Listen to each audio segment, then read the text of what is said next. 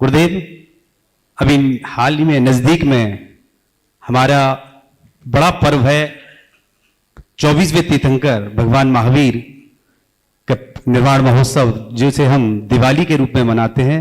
हमें वह दिवाली किस तरह मनानी चाहिए और हमें किन बातों का ध्यान रखना चाहिए गुरुदेव? देखिए, दीपावली एक धार्मिक पर्व है और एक लोक पर्व है। लोक पर्व के रूप में सारा देश दीपावली मनाता है और हम भी उस लोकोत्सव में सम्मिलित हैं, तो उस दृष्टि से जैनों को भी दीपावली मनानी चाहिए। जैसा लोक में मनाया जाता है वैसा मनाएं, लेकिन हमें अपने धार्मिक पक्ष को कभी नहीं भूलना चाहिए। हमारे दीपावली का मूल भगवान महावीर का निर्वाण महामहोत्सव है और इस वर्ष तो 2550वां निर्वाण महोत्सव होने जा रहा है, तो हमें बहुत उत्साह के साथ, उमंग के साथ मनाना चाहिए। हमारे यहाँ मंदिरों में जो प्रातःकाल लाडू अर्पित करने की परंपरा है वो पूर्ण उत्साह के साथ होना चाहिए। और दीपावली के दिन लोग, चूँकि लोक पर्व है और लोग पूजा पाठ भी करते हैं, घरों में भी पूजा होती है, प्रतिष्ठानों में भी पूजा होती है। मैं इस पूजा को अपने धार्मिक प्रतिबद्धता का एक प्रतीक मानता हूँ। हम पूजा आदि करते हैं तो शुभ संकल्प लेते हैं। खासकर व्यापारी दीपावली के दिन पूजा करते हैं, नए एक शुरुआत अपने करते हैं, तो दीपावली के दिन वही पूजा करते समय शुभ लाभ लिखते हैं। इसके अर्थ को समझिए, हमें लाभ इष्ट नहीं है, लाभ के साथ शुभ भी चाहिए। शुभ मंगल कल्याण क्षेम का द्योतक है, तो हम केवल लाभ की तरफ नहीं देखते हैं, हम लाभ के साथ शुभ देखते हैं। तो ये हमारे जीवन में होना चाहिए।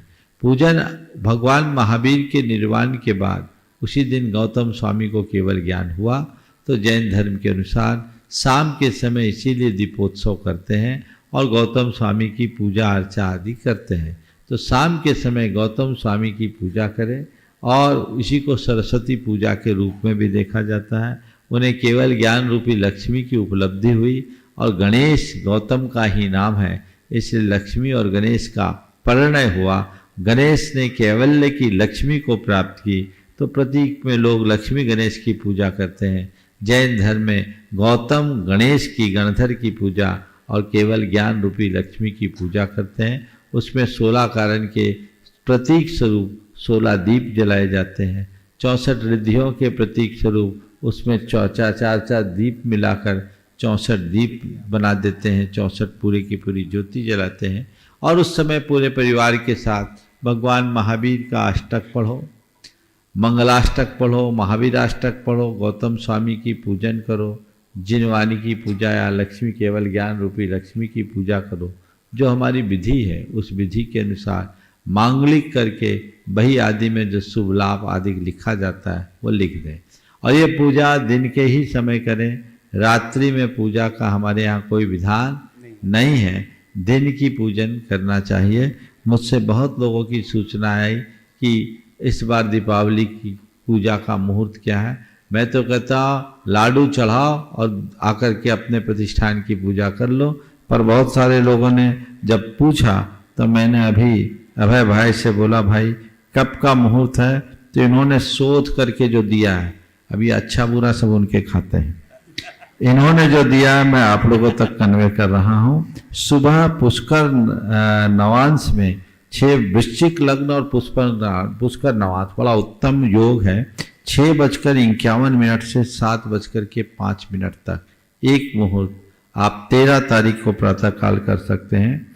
दूसरा मकर लग्न में 1:32 से 11:32 से 11:47 तक का एक समय है। इस अवधि में अपनी पूजा की शुरुआत कर सकते हैं।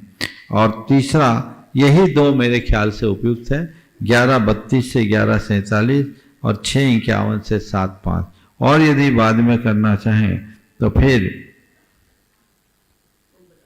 कुंभ लग्न में पुष्कर नवमांश है, 1:40 से 1:55 तक।